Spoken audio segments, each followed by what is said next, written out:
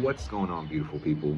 It's your boy, Mr. Mark David Meyer, with the fire, here to share ideas and take the collective vibration up higher. And it's great to see your beautiful face on this beautiful Tuesday. Simplified astrology, Mars Day with Mark. That's what we're gonna start. Numero uno episode. I want to talk to you guys about the astrology. Let's do this every week.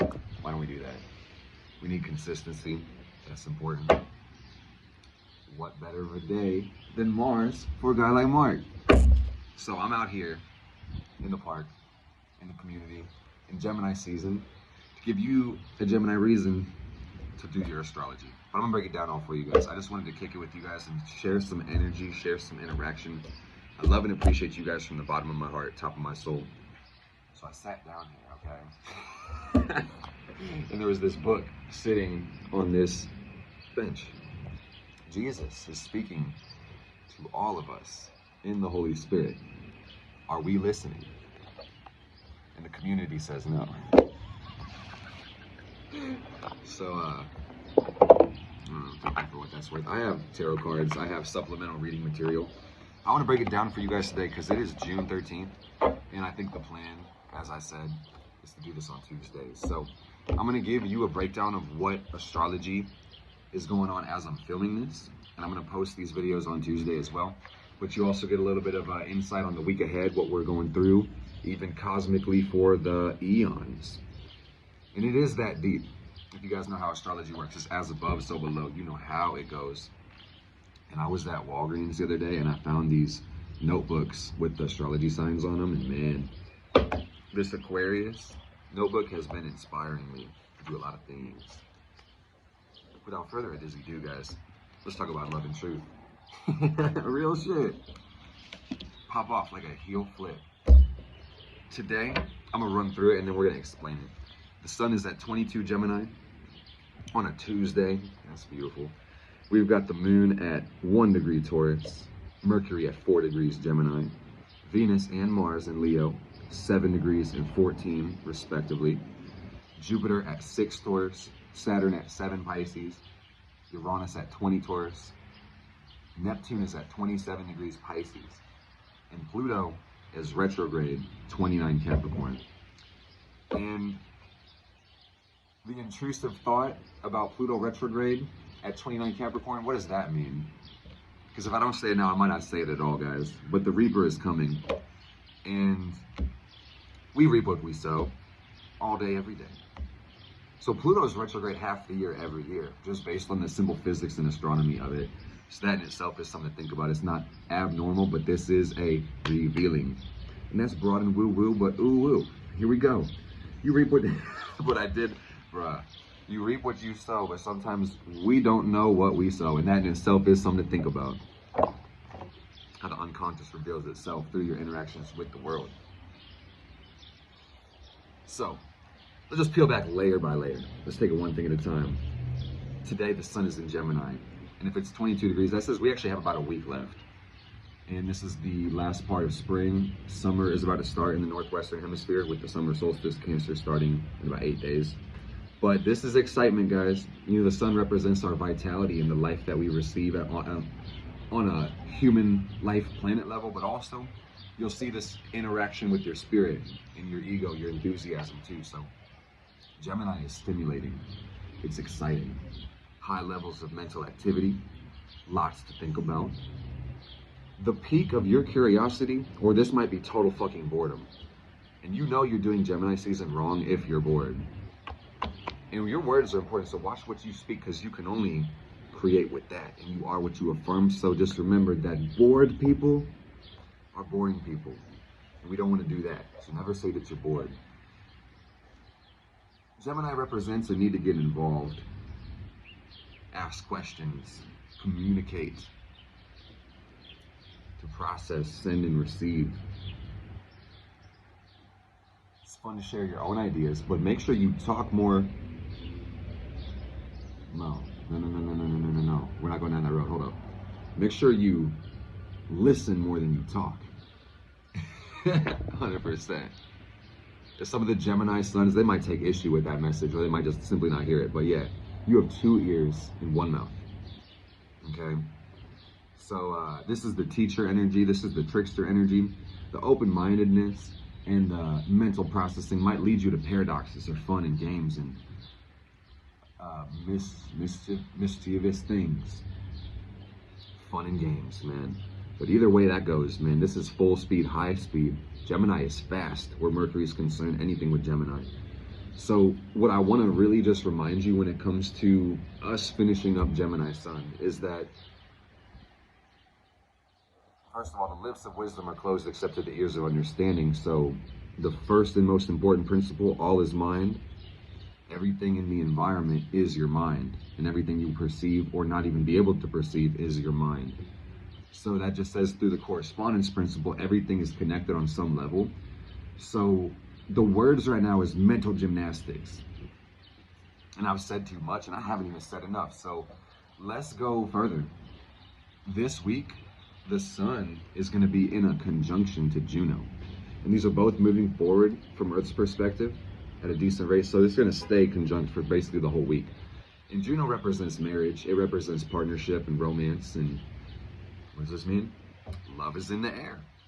But if you want to translate those archetypes to a million different ways, self-love is burning the brightest because the sun does represent ourself, truly.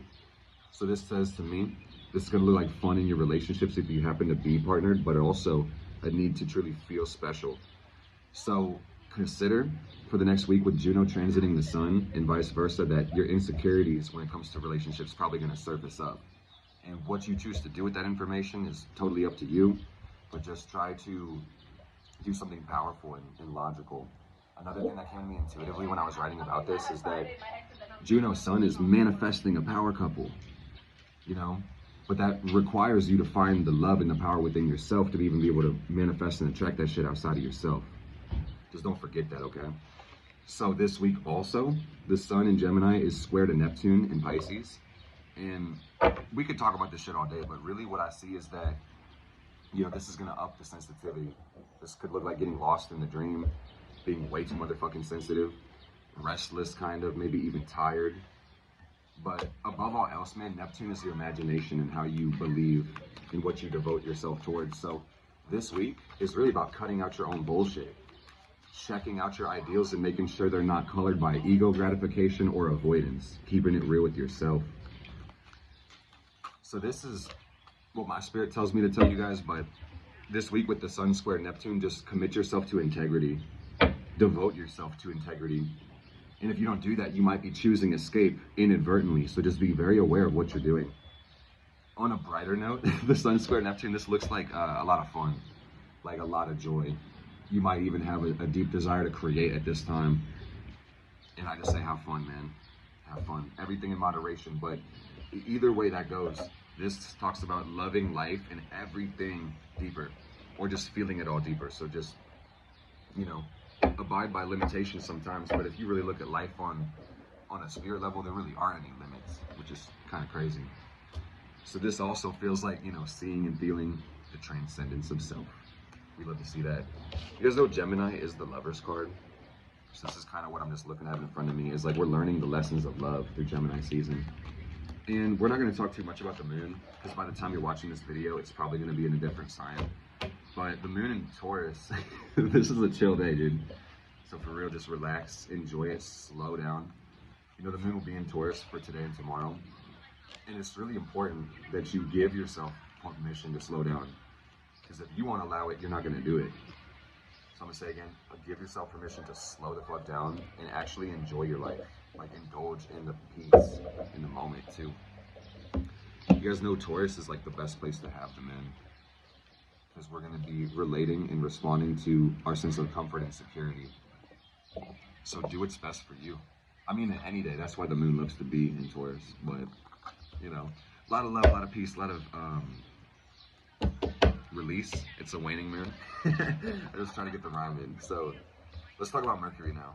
And just remember that Mercury represents the mind and how you think and communicate. And if you really want to get, like, if you really want to get Virgo with it, bro, Mercury is how you interpolate your phenomenal reality. So with Mercury being back home in Gemini, this just means that the mind is working as it should, for the most part. You know, but make that shit make sense, man. because it is full speed ahead. Mercury and Gemini is going to bring speed. And, you know, thinking quickly and keeping an open mind is a great thing, but let's look at the facts, man. Let's look at the facts. And what do the facts actually mean? And everybody has ideas about what the facts mean. Mark my words, man, but who the fuck is right? Who's correct? You feel me? The wise man knows that he knows nothing. Nothing. Okay? But something is correct, and we know that objectively speaking. We can see that. So the message here, guys, while Mercury transits through Gemini is just follow the truth, but let your curiosity guide your growth. You just got to know, man, that your mind can play tricks on you. So you got to make it make sense in reality. Don't believe every motherfucking thing that you think. I'm just speaking from the heart, I guess. This is the message here, man. Enjoy communicating your thoughts, even if it's only in writing. Communication will come in many different forms. And here's the brilliance, guys.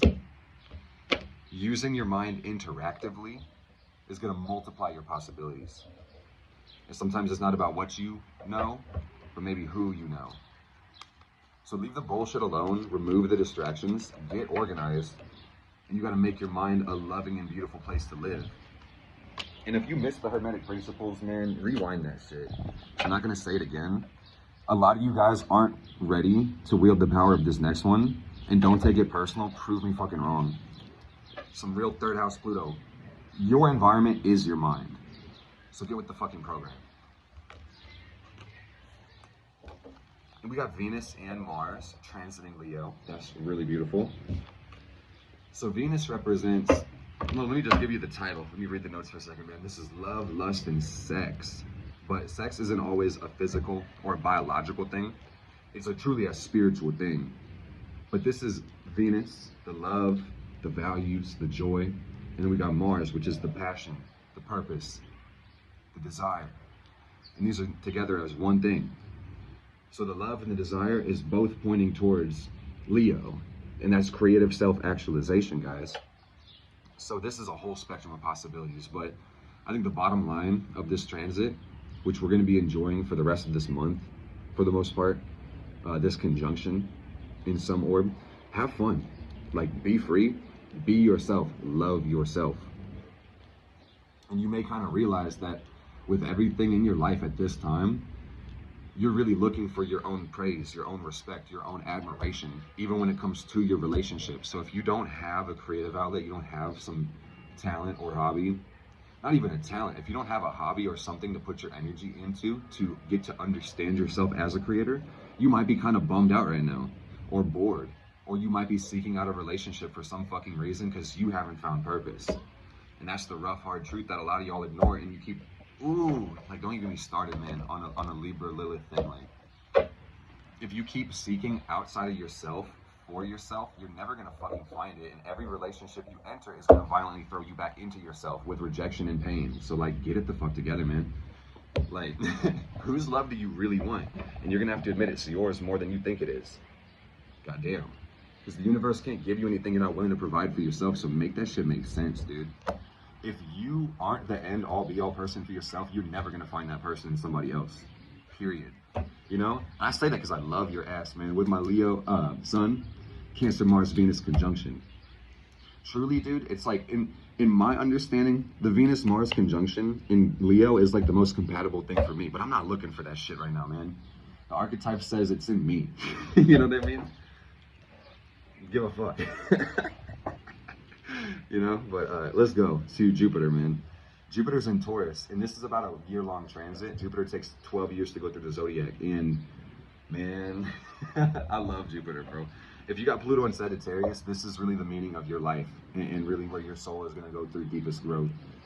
And if your Pluto's not in Sag, this is still going to show you the meaning of your life, truly.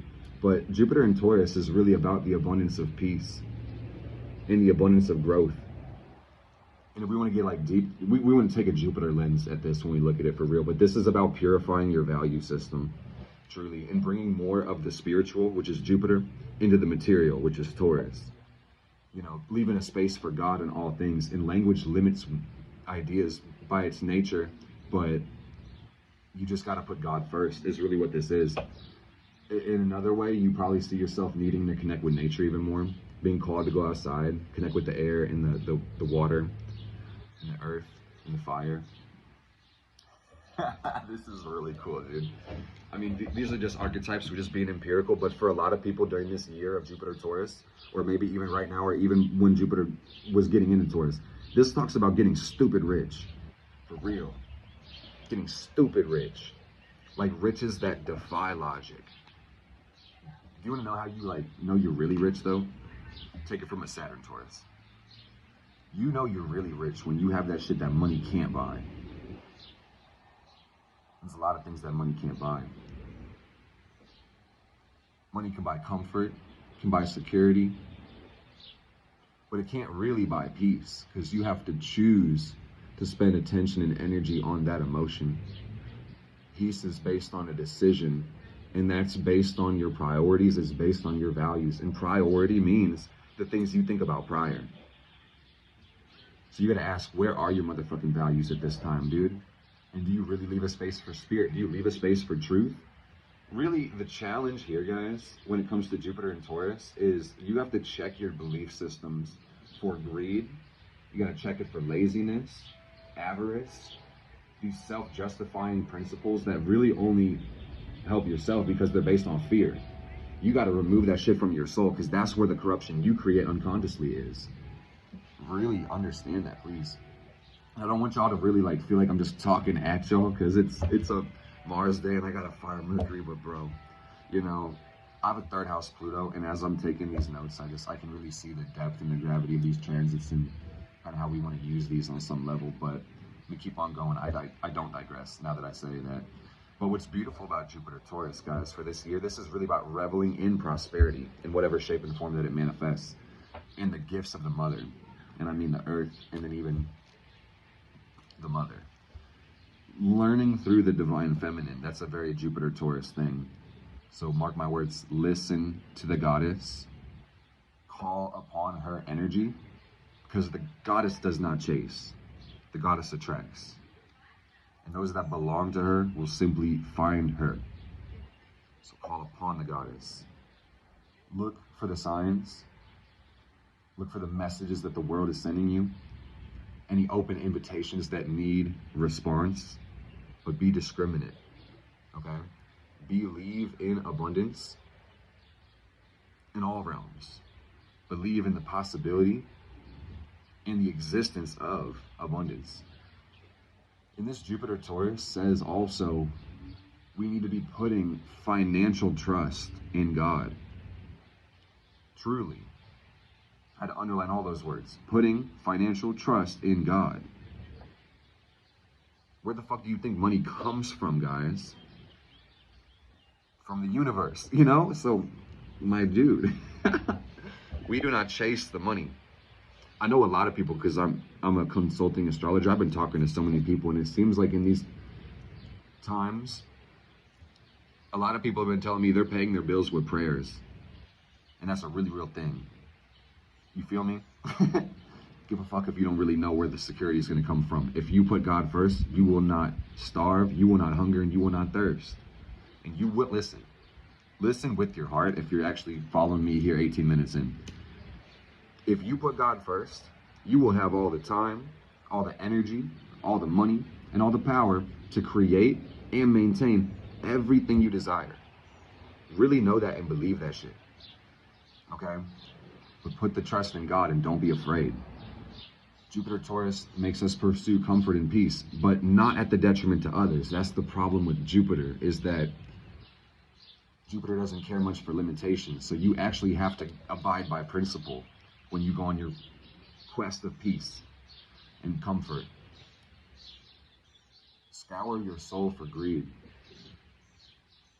And what's really interesting is that Uranus is in Taurus as well. So there's going to be a conjunction of Jupiter and Uranus. And I don't want to talk about everything, basically when it comes to the transits, because I want to also make this short, sweet, and simple. And when it comes to the outer planets, they don't change as much. But the important thing to really note about these crazy planetary alignments is that You know, Pluto's going retro through Cap, so once it goes direct, it's going to go back into Aquarius, and it won't be back into Capricorn for over 200 effing years, man. So this means this is really a new age and a new cycle beginning on a deep collective level. And what that's going to mean is that we're stepping into a new reality, aka a quantum leap. And the ruler of Aquarius is Uranus, going through Taurus at the same time, which raises the vibration of everything it touches, Taurus being Earth. You feel me? So what this means is there are massive value shifts happening collectively on the planet, and Uranus is a 7-year transit, so we're about halfway through Taurus. You feel me?